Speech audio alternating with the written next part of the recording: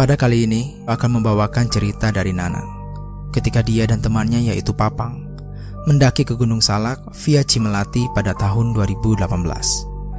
Nanang dan Papang berasal dari tempat yang sama yaitu Sukabumi. Berawal dari ajakan Nanang, dia mengajak Papang untuk mendaki ke Gunung Salak. Hal ini dikarenakan Gunung Salak adalah gunung terdekat dari tempat keduanya. Akhirnya, mereka berdua pun berangkat dari rumah masing-masing dengan mengenakan sepeda motor. Tak butuh waktu yang lama, kurang lebih 1 jam, mereka berdua telah tiba di pos registrasi. Singkat cerita, ketika keduanya telah mengurus masalah registrasi, mereka berdua pun mulai start pendakian di jam 10 pagi. Jarak antara base camp ke pos 1 berkisar 75 menit dan pendakian pun dimulai.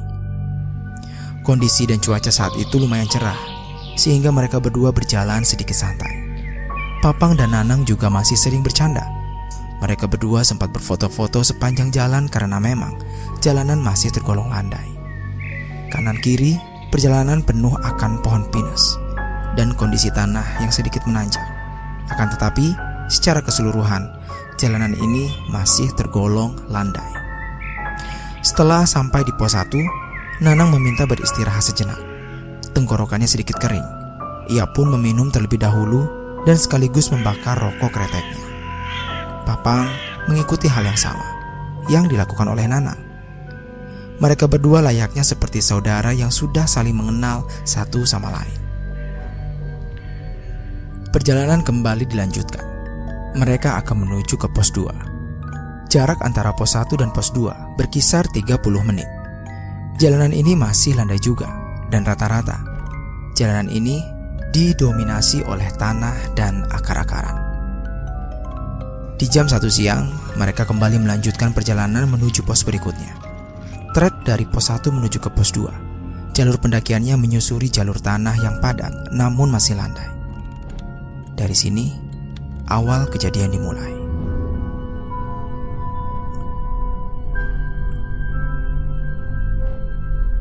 Di tengah perjalanan menuju pos 2, tiba-tiba tas carrier Nanang memberat, seperti ada sesuatu yang duduk di atas tasnya.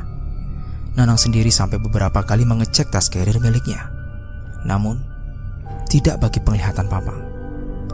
Papang secara jelas melihat sesuatu di atas tas carrier milik Nanang. Ia melihat seekor kera berwarna putih yang sedang duduk di tas carrier milik Nanang. Saat itu, Papang langsung berhenti dan kemudian menyuruh kepada Nanang untuk mengusapkan air mineral ke tasnya. "Nang, usapin air ke tas kamu." Emang ada apaan? Udah, ikutin aja."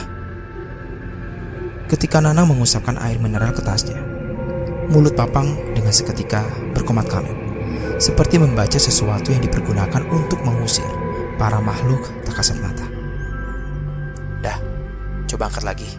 Masih berat gak?" ucap Papang.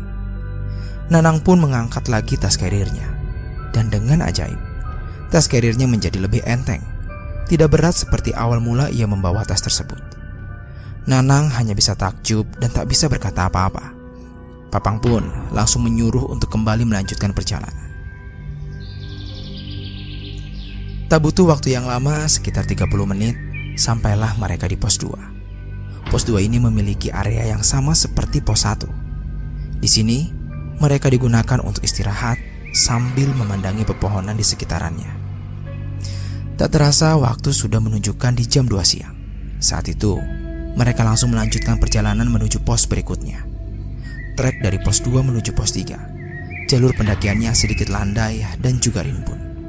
Tanah yang padat serta akar pepohonan mulai mendominasi. Saat perjalanan dari pos 2 menuju pos 3, tidak ada kejadian aneh-aneh.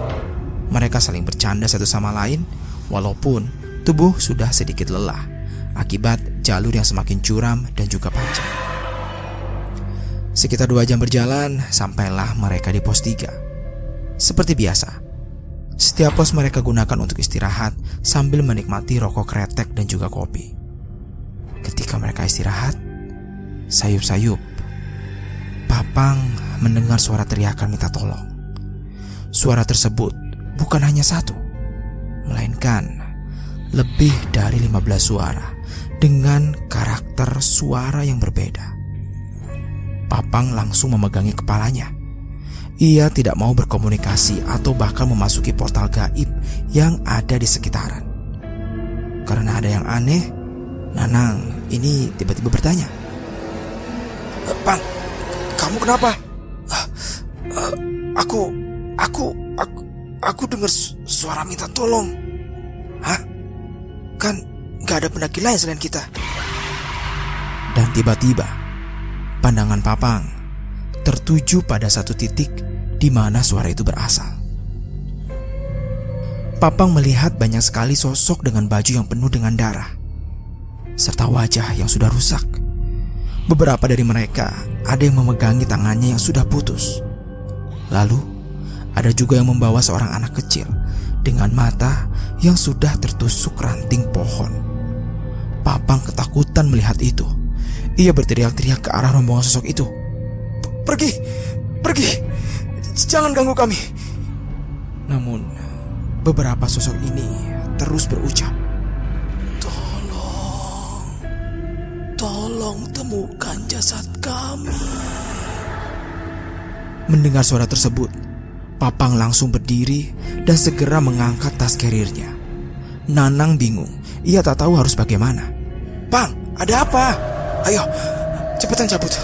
Mereka mengikuti kita." "Mereka siapa?" Papang pun langsung berjalan duluan dan meninggalkan Nanang yang masih kebingungan. Namun hal yang serupa terjadi pada Nanang. Kali ini Nanang mencium bau busuk bangkai manusia yang ada di sekitarannya. Nanang yang penakut buru-buru mengangkat tas carrier-nya dan mengikuti jejak Papang yang sudah berjalan duluan. Singkat cerita, mereka langsung berlanjut ke pos 4. Trek dari pos 3 menuju pos 4. Jalur pendakiannya sudah berbeda, yaitu tanah padat yang terus menanjak dan juga terjal. Selama perjalanan ini, Papang sesekali melihat ke arah belakang karena ia masih penasaran dengan suara yang ia dengar tadi. Sekitar jam 6 sore sampailah mereka di pos 4. Di sini, mereka gunakan untuk istirahat sejenak sambil memasak air untuk sekedar menyeduh kopi. Di sisi lain, waktu sudah memasuki waktu maghrib.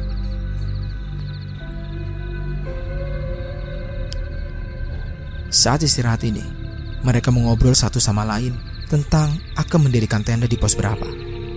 Akhirnya, mereka sepakat untuk bermalam di pos 6.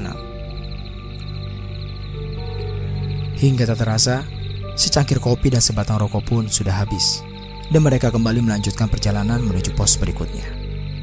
Trek dari pos 4 menuju pos 5. Jalur pendakian lebih curam dan masih berupa tanah yang padat.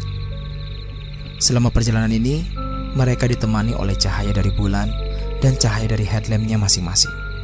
Hingga akhirnya, di jam 8 malam, mereka sampai di pos 5.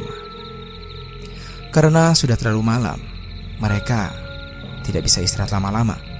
Hanya sekedar minum dan memakan cemilan saja.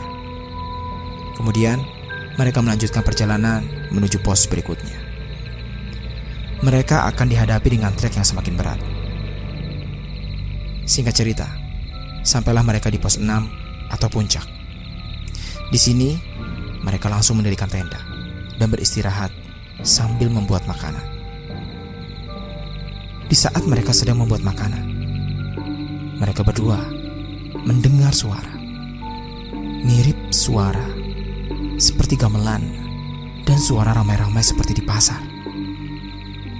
Mendengar hal itu, mereka saling bertatapan satu sama lain, seperti memberikan kode untuk segera masuk ke tenda. Mereka pun makan di dalam tenda dengan sekujur tubuh yang sudah bergemetar. Setelah selesai, mereka langsung istirahat. Singkat cerita, tepat di tengah malam, tiba-tiba Nanang terbangun karena melihat banyak orang yang melewati tendanya. Di saat Nanang membuka tenda, tiba-tiba Nanang melihat dengan jelas pasar yang sangat ramai. Namun anehnya, pasar itu hanya menggunakan pecahan obor. Di dalam pasar itu, banyak sekali aneka makanan, beserta dengan para pembeli dan penjualnya. Nanang yang penasaran pun, ia keluar dari tenda tanpa membangunkan Papang. Nanang memperhatikan para penjual dan pembeli di pasar itu. Entah kenapa, perutnya tiba-tiba lapar.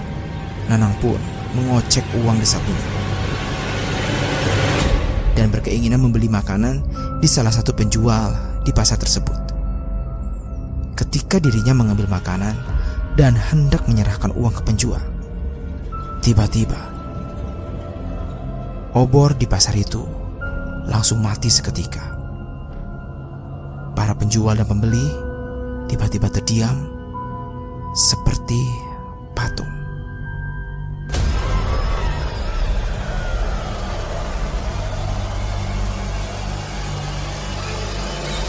Tubuh Nanang pun gemetaran. Ia menjatuhkan makanannya sambil menatap para penjual dan pembeli yang sudah berubah wujud menjadi sosok yang menyeramkan. Salah satu sosok yang berada di dekatnya langsung memegangi tangan Nanang sambil berkata, "Ini dia, pergi dari sini. Ini bukan tempat kamu." Nanang pun langsung berteriak ketakutan. Ia menutupi wajahnya dan sosok-sosok itu menertawakan Nanang. Mereka memutari Nanang selama 7 kali sambil berkata, "Jangan masuk ke tempat kami. Jangan masuk ke tempat kami." Nanang yang tak sanggup mendengar itu, ia pun pingsan di tempat. Singkat cerita, keesokan harinya, Papang terkejut ketika di sampingnya sudah tidak ada Nanang. Papang kira Nanang terbangun duluan karena ingin melihat sunset. Namun, ketika dirinya keluar tenda, Papang melihat Nanang sedang tertidur di luar. Papang pun langsung membangunkan Nanang. Nang, bangun, bangun, bangun." Tetap saja, Nanang belum bisa terbangun. Papang pun langsung mengambil air dan mengusapnya ke wajah Nanang sambil membaca-baca ayat Al-Quran. Beberapa saat kemudian, Nanang terbangun. Di saat terbangun, Nanang menjerit ketakutan. Papang pun menanyakan apa yang telah terjadi. Nanang memberitahukan jika dirinya terjebak di pasar gaib. Papang pun hanya bisa terdiam. Ia kemudian meminta Nanang untuk tenang sejenak. Setelah tenang, Nanang pun mencari makanan yang ia pegang sewaktu berada di pasar gaib. Dan ternyata itu adalah batu. Papang pun meminta kepada Nanang untuk tidak terlalu memikirkannya. Singkat cerita, mereka pun menikmati pemandangan dengan hati yang tidak tenang. Setelah 30 menit di puncak, mereka memutuskan untuk turun. Namun, kejadian yang mengerikan kembali terjadi. Setiap kali mereka berjalan, mereka seperti diikuti oleh sesuatu. Hingga akhirnya, sampailah mereka berdua di base camp. Di sini, mereka gunakan untuk istirahat sambil bebersih. Dan tepat di sore hari, mereka berdua pulang ke rumah. Namun, Nanang masih belum aman. Dirinya seringkali kesurupan macam-macam sosok di sana. Sampai akhirnya, Nanang diruqyah. Menurut orang yang meruqyah Nanang, para penghuni Gunung Salak marah kepadanya. Hal itu dikarenakan Nanang memasuki pasar gaib di sana. Alhasil, mereka tidak menerima jika ada manusia yang memasuki alam mereka.